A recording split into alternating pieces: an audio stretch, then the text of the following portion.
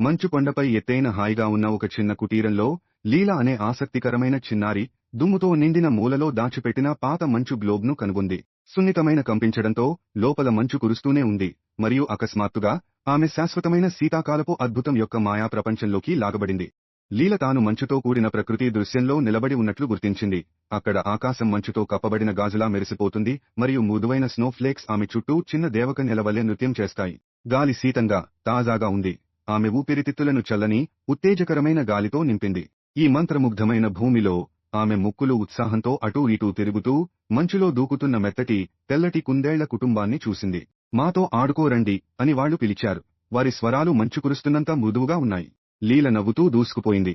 ఆమె బూట్లు బూడిద మంచులో ఆనందంగా క్రంచ్ చేస్తున్నాయి. వారిద్దరూ కలిసి లీలా ఇప్పటివరకు చూడని ఎత్తైన స్నోమాన్ను నిర్మించారు. దాని పూర్తి భాగం క్యారెట్ ముక్కు మరియు మెరిసే మంచుతో నేసిన స్కార్ఫ్తో ఉంది. లీలా స్నోమాన్ తలపై ఒక చిన్న టాప్ టోపీని ఉంచినప్పుడు కుందేళ్లు హర్షధ్వానాలు చేశాయి మరియు అవన్నీ తమ మంచు సృష్టిని మెచ్చుకోవడానికి వెనక్కి తగ్గాయి. వారు ఆడుతున్నప్పుడు లీలా సమీపంలోని మంచుతో కప్పబడిన చెట్ల తోట నుండి తేలికపాటి కాంతి వెలువడుతున్నట్లు గమనించింది. ఆసక్తితో ఆమె తన కుందేలు స్నేహితులను మెరిసే మంచు గుండా నడిపించింది. ప్రతి అడుగు వారి వెనుక మెరిసే పాదముద్రలను వదిలివేసింది. ఆ చెట్లు మెరిసే ఐసికిల్స్తో అలంకరించబడి, స్ఫటిక షాండిలియర్లలా వేలాడదీయబడి సూర్యకాంతిలో ఇంద్రధనస్సులను ధారపోశాయి. తోట మధ్యలో వారు విచిత్రమైన జీవుల గుంపును కనుగొన్నారు. సున్నితమైన లేస్ వంటి రెక్కలు కలిగిన చిన్న మంచు దేవకన్యలు స్వచ్ఛమైన వెచ్చదనంతో తయారు చేయబడిన ప్రకాశించే అగ్ని చుట్టూ రెక్కలు విసురుతున్నారు.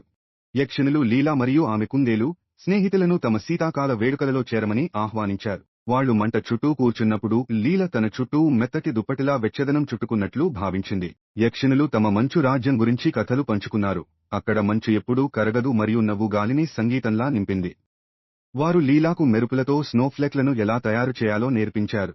వాటిని ఆమె చేతుల్లో తిప్పుతూ ఆకాశంలోకి ఎగిరి తమ మెరిసే సోదరీమణులతో కలిసిపోయారు. అకస్మాత్తుగా ఒక మృదువైన గంట మోగింది. శీతాకాలపు అద్భుత ప్రపంచం గుండా ప్రతిధ్వనించింది. మేఘాలంత తెల్లటి బొచ్చుతో ఉన్న గంభీరమైన రెయిన్ డీర్ లాగుతున్న మంచులో ఒక అద్భుతమైన స్లిగ్ను చూసి లీల కళ్ళు పెద్దవయ్యాయి. ఆ స్లెడ్ బండి వారి దగ్గర మెల్లగా ఆగింది మరియు దయగల డ్రైవర్, ఫ్రాస్టీ అనే ఉల్లాసమైన స్నోమాన్, వారిని పైకి ఊపాడు. మీకు రైడ్ ఇష్టమా? అతను అడిగాడు. అతని బొగ్గులాంటి నల్లని కళ్ళు ఆనందంతో మెరుస్తున్నాయి. లీల ఆనందంతో చేతులు చప్పట్లు కొట్టింది మరియు కుందేళ్లు బోర్డు మీదకు దూకాయి. వాటి చిన్న హృదయాలు ఉత్సాహంతో పరుగులు తీశాయి. హృదయపూర్వకమైన నవ్వుతో ఫ్రోస్టీ వారిని మెరిసే అడవి గుండా నడిపించాడు. స్లెడ్ డ్రిఫ్ట్లపై అప్రయత్నంగా జారిపోయింది. వారు ప్రయాణిస్తున్నప్పుడు లీల తన చుట్టూ ఉన్న అందాన్ని చూసి ఆశ్చర్యపోయింది. సూర్యకాంతి కింద చెట్లు మెరుస్తున్నాయి. కొండలు మృదువైన మంచు దుప్పట్లలా దొర్లుతున్నాయి. వారు ఘనీభవించిన సరస్సులను దాటారు. అక్కడ ఐస్ స్కేటర్లు అందంగా తిరుగుతూ వారి నవ్వులు సంగీతంలా ప్రతిధ్వనిస్తున్నాయి మరియు నీలిరంగు ఆకాశంలో వజ్రాలలా మెరిసే మంచు కోటలు ఉన్నాయి. చివరికి వారు ఒక గొప్ప మంచు భవనం వద్దకు చేరుకున్నారు. అక్కడ గోడలు నీలం మరియు వెండి రంగులలో మెరుస్తున్నాయి. లోపల లీలా ఒక గొప్ప బాల్ రూమ్ను కనుగొంది. అక్కడ నృత్యం చేస్తున్న స్నోఫ్లేక్స్ మరియు దేవకన్యలు మంత్రముగ్ధులను చేసే వాల్చ్లో తిరుగుతున్నాయి. గాలి పుదీనా మరియు దాల్చిన చెక్క సువాసనతో నిండి ఉంది. ఆమె వెచ్చగా మరియు హాయిగా అనిపించింది. లీల తన కొత్త స్నేహితులతో కలిసి తిరుగుతూ నృత్యంలో చేరింది.